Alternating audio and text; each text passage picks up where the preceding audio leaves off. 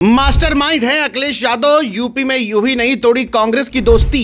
पंचायत चुनाव में अकेले लड़ने के पीछे ये है दाव। ब्राह्मण सियासत के बीच अखिलेश के दाव से बीजेपी में खलबली। हिली दिल्ली की कुर्सियों में बैठे महाबली, शिवपाल खुश। ब्राह्मण सियासत के बीच अचानक यूपी की राजनीति में ऐसी हलचल मची कि लखनऊ से लेकर दिल्ली तक कुर्सियों पर बैठे महाबली चौंक गए, क्योंकि पंचायत चुनाव की आहट के साथ ही गठबंधन की जमीन खिसकने लगी और सियासी दोस्तों की दीवारों में दरार दिखने लगी।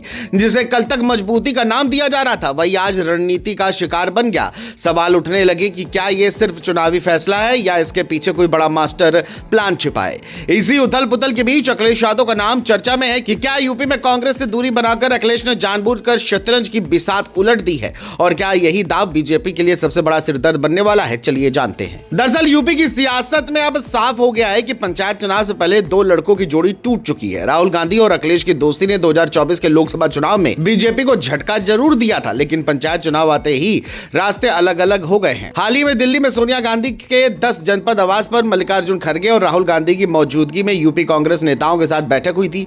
इसी बैठक के बाद फैसला हुआ था कि कांग्रेस पंचायत चुनाव अकेले लड़ेगी। यूपी कांग्रेस प्रभारी अविनाश पांडे ने खुले तौर पर ऐलान कर दिया है कि पार्टी अब अपनी ताकत खुद आजमाएगी। यहीं से यह मैसेज गया कि सपा और कांग्रेस की दोस्ती फिलहाल ठंडे बस्ते में चली गई है। अब सवाल ये उठता है कि जब सपा पहले ही पंचायत चुनाव से दूरी बना चुकी थी, तो कांग्रेस को अलग राह चुनने की जरूरत क्यों पड़ी। दरअसल पंचायत चुनाव को 2027 विधानसभा चुनाव का रिहर्सल माना जा रहा है। कांग्रेस चाहती है कि वो बिना किसी गठबंधन के ये समझ सके कि यूपी में उसकी जमीनी ताकत कितनी बची है।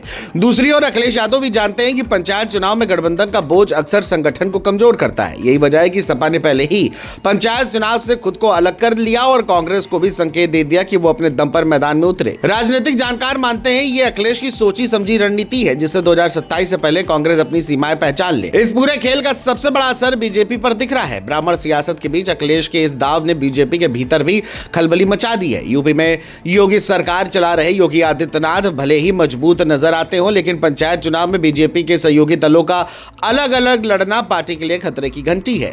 अपना दल एसके अनुप्रिया पटेल, आरएलडी के जयंत चौधरी, निषाद पार्टी के संजय निषाद और सुभाषपा के ओम प्रकाश राजभर पहले ही ऐलान कर चुके हैं कि वे पंचायत चुनाव अकेले लड़ेंगे। यानी एनडीए के भीतर भी एकला चलो की होड़ मची है। पंचायत चुनाव का गणित बेहद बड़ा है। यूपी में करीब 57,000 ग्राम पंचायतें हैं, जहां ग्राम प्रधान और पंचायत सदस्य चुने जाएंगे।